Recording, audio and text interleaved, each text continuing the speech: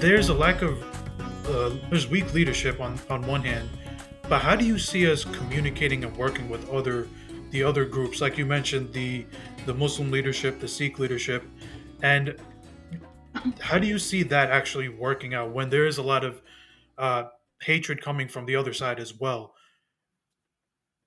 Well, people need to welcome in a younger generation who are not afraid of confronting that hatred.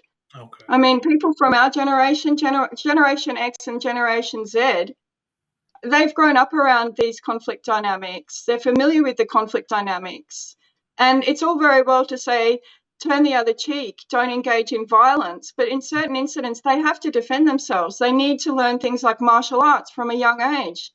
If you're living in a community that's having this type of communal violence happening, and your children don't know skillfully how to manage conflict situations, they don't have communication skills, they act in a passive aggressive way where, they pretend that they're above everything, but behind their backs, they're bitching about them.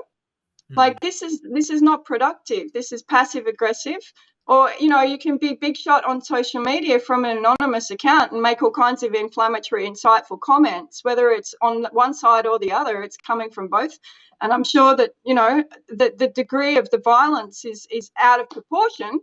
Absolutely it is. And the likelihood of somebody from the Hindu community following through on their big shot comments is very small. So don't make them. Like, if you make a comment on social media, you can be tracked, whether you've got an anonymous account or not. And that will be considered, if you make a threat on social media, that will be considered a genuine threat, whether you meant it or you don't. So don't wear the consequences for something you never intended to do just because you wanted to be macho. Like, we need to be more constructive. There needs to be better dialogue. And these type of anti-Hindu attitudes need to be absolutely discharged of any credibility, because that's not possible in a society like the UK. This is not an Islamic state where those type of opinions and values hold any weight or merit. They're hate speech. So it needs to be dealt with as hate speech. There's quite strong laws that are already there for hate speech and hate crime. The police need to take this seriously, this anti-Hindu hate speech, anti-Hindu attitudes, anti-Hindu organising, this Hindutva RSS neo-Nazi fascist rubbish. This is rubbish.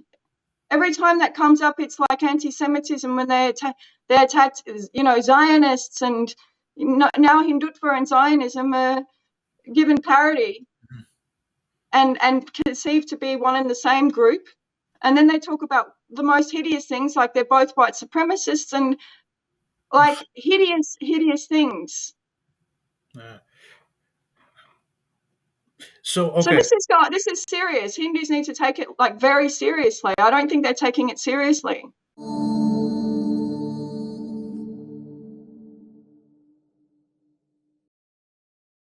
Please remember to subscribe to us and switch on the notifications for this channel. For our other social media links, more content, and to support our work, please visit citti.net. Dhanyavad. Namaskar.